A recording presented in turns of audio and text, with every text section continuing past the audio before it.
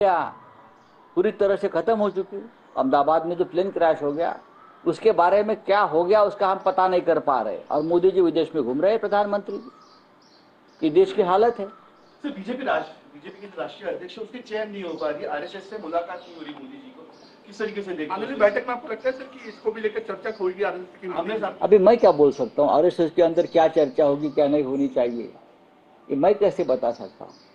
RSS और Bharatiya Janata party भाई भाई है। अब दो भाइयों में क्या होने वाला है अंदर मालूम नहीं। अब भाई भाई में झगड़ा भी होता है ना।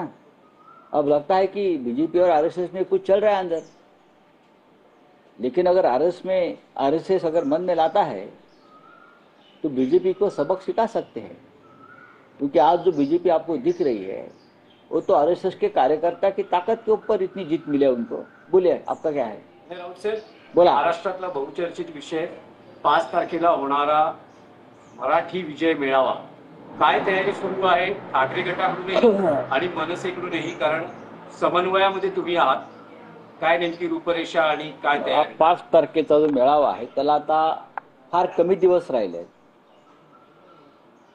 आज बुधवार आहे आणि शनिवारी मेळावा आहे। दोन्ही बाजूने पूर्ण तयारी सुरू आहे। आता या क्षणी आमचे सहकारी शिवसेनेचे नेते अनिल परब आणि मनसेचे नेते हे जिथे प्रत्यक्ष कार्यक्रम आहे डोम सभागृहामध्ये आत्ता जाऊन ते पाहणी करतात। त्यानंतर पुढल्या 2 दिवसांमध्ये प्रत्यक्ष व्यासपीठावरची आणि गर्दी क्राऊड मॅनेजमेंट ज्याला म्हणतो त्या संदर्भातली तयारी केली जाईल। आमंत्रण तर आम्ही दिलंय लोकांना खुल्या पद्धतीनं, कोणाला घरी जाऊन आम्ही आमंत्रण देणार नाही, कोणी असते। आणि काल शिवसेना पक्षप्रमुख उद्धव ठाकरे आणि मनसे प्रमुख राज ठाकरे या दोघांनी एकत्रित आवाहन केलेलं आहे की तुम्ही या जल्लोषात सामील व्हा मराठी माणसाला। कारण हिंदी सक्तीचा जो निर्णय मागे घेतला तो मराठी माणसाचा विजय, त्यांच्या एकजुटीचा विजय। मराठी माणसं एकत्र येणार या भीतीनं मागे घेतलेला तो निर्णय आहे। त्याच्यामुळे हा जल्लोष समस्त मराठी बांधवांनी करावा असं दोन्ही प्रमुख ठाकरे बंधूंचं एक भूमिका आहे। आणि त्यानुसारच कालचं जे निवेदन किंवा निमंत्रण आहे ते समस्त महाराष्ट्रातल्या जनतेसाठी आहे।